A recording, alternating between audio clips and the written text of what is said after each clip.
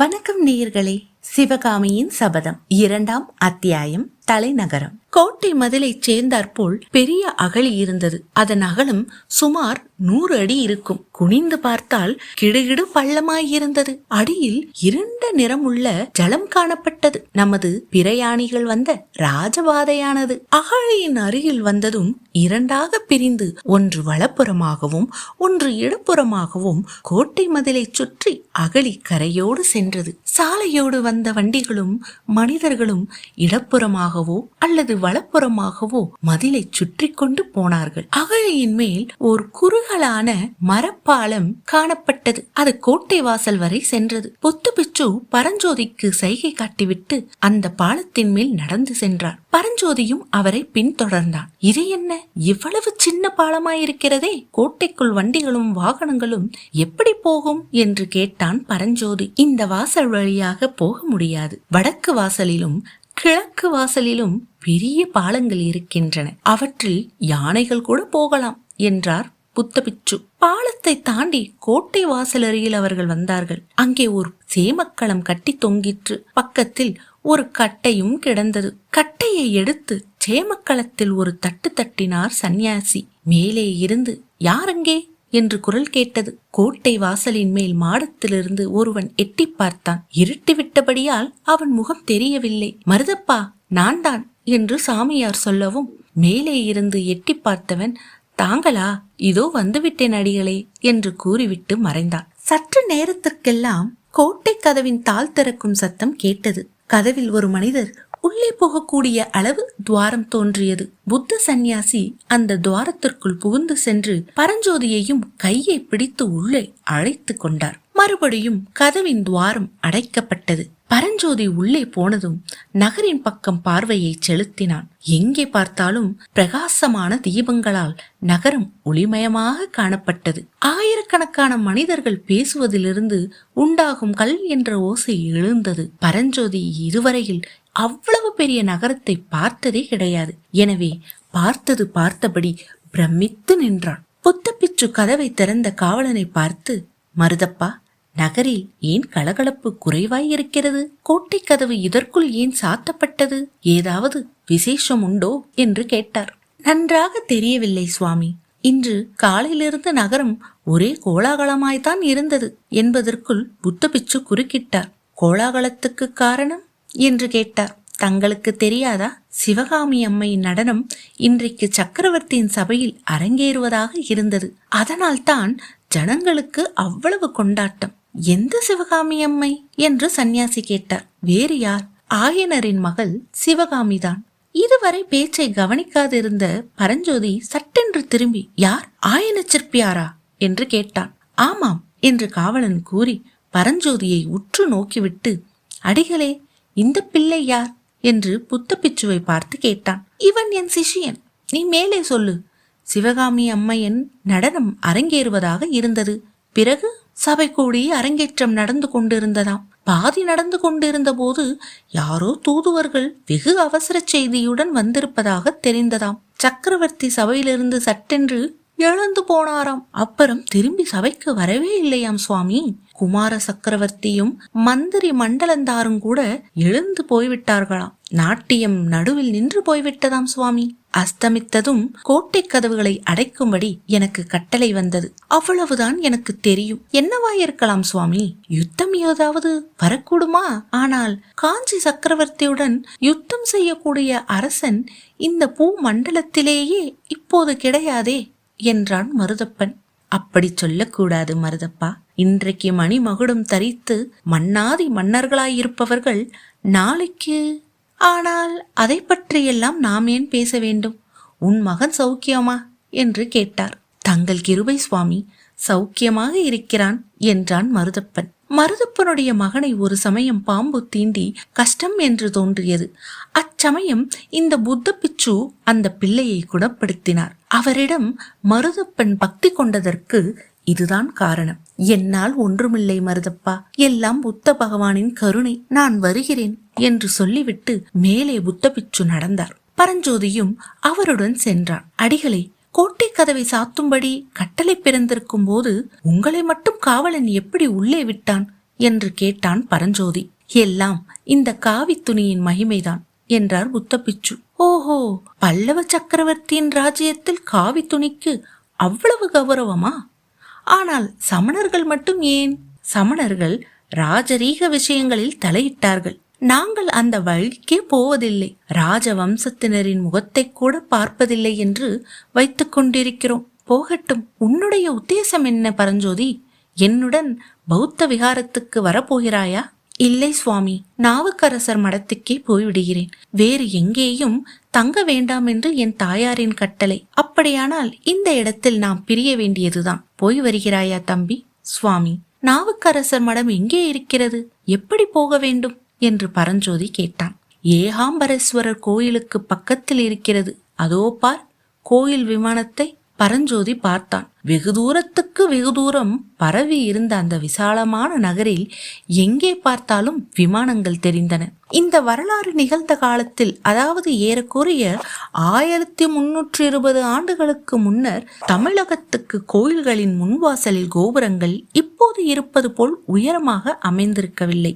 கோயில் கர்ப்ப கிரகத்துக்கு மேலேதான் விமானங்கள் அமைப்பது வழக்கம். இவையும் அவ்வளவு உயரமாக இருப்பதில்லை. மேலும் சிவன் கோயில் விமானங்கள், சமணப்பள்ளிகளின் விமானங்கள், அரண்மனை விமானங்கள் எல்லாம் ஏறக்குறைய ஒரே மாதிரியாயிருக்கும். எங்கே பார்த்தாலும் விமானமயமாக காணப்படுகிறதே. நீங்கள் எதை சொல்கிறீர்கள் என்று பரஞ்சோதி கேட்டான். இங்கிருந்து அடையாளம் சொல்வது கஷ்டம். இந்த வீதியோடு நேரே போ. ஏகம்பர் கோயிலுக்கு வழி ஆங்காங்கே விசாரித்து தெரிந்து கொள்ளலாம். கோயில் சன்னதியில் வாசிகர் மடம் இருக்கிறது. ஜாக்கிரதை தம்பி, காலம் விபரீதமாகிக் கொண்டு வருகிறது என்று சொல்லிக்கொண்டே புத்துபிச்சு அங்கிருந்து பிரிந்து வேறொரு வீதி வழியாக சென்றார். வாலிப பிரயாணி நேரே புத்துபிச்சு காட்டிய திக்கை நோக்கி சென்றான். அக்காலத்தில் தென் தேசத்திலேயே மிகவும் பிரசித்தி பெற்று விளங்கியது காஞ்சி மாநகரம். அந்நகரின் வீதி ஒவ்வொன்றுமே தேரோடும் வீதியைப் போல் விசாலமாக அமைந்திருந்தது. வீடுகள் எல்லாம் மாளிகைகளாகவே இருந்தன. ஆங்காங்கே கல்லாலான தூண்களின் மேல் விசாலமான அகல்களில் தூங்கா விளக்குகள் சுடர்விட்டு பிரகாசித்துக் கொண்டிருந்தன. வீதிகளில் ஜே ஜே என்று போவோரும் வருவோருமாய் ஏக கூட்டமாய் இருந்தது. கடைத்தெருக்களின் காட்சியையோ சொல்ல வேண்டாம். காசி முதல் கன்னியாகுமரி வரையில் பரதகண்டத்தில் விளையும் பொருட்களெல்லாம் அந்த கடை வீதிகளில் கிடைக்கும். புஷ்ப கடைகளாக ஒரு பக்கம், பழக்கடைகளாக ஒரு பக்கம், பச்சன கடைகளாக ஒரு பக்கம், தானிய கடைகள் ஒரு பக்கம், முத்து ரத்தின வியாபாரிகளின் கடைகள் இன்னொரு பக்கம். இப்படி கடை வீதியானது எல்லையில்லாமல் வளர்ந்து கொண்டே போயிற்று.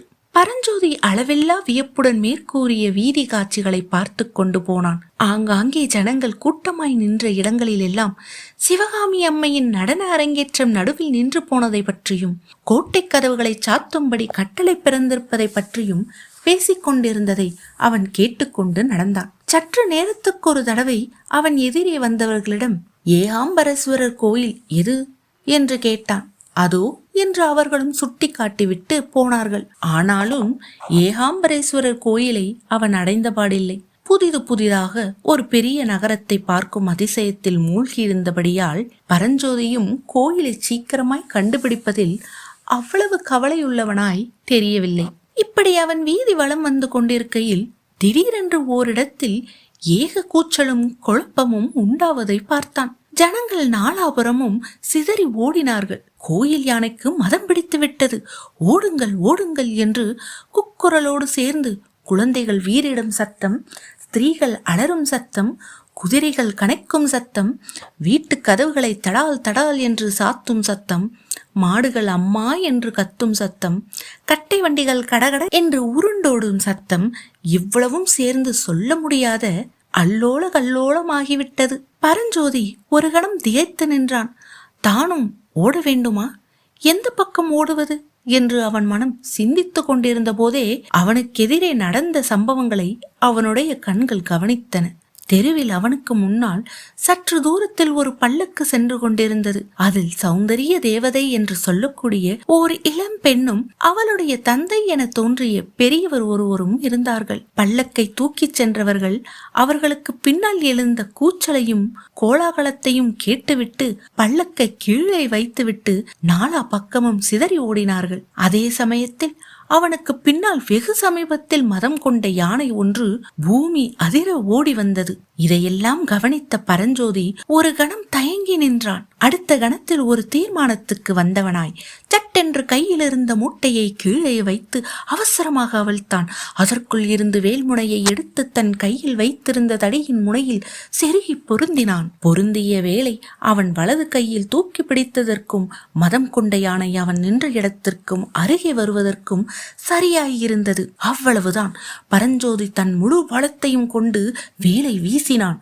அது யானையின் இடது கண்ணுக்கருகில் பாய்ந்தது. யானையின் தடித்த தோலை பொத்து கொண்டு உள்ளேயே சென்று விட்டது.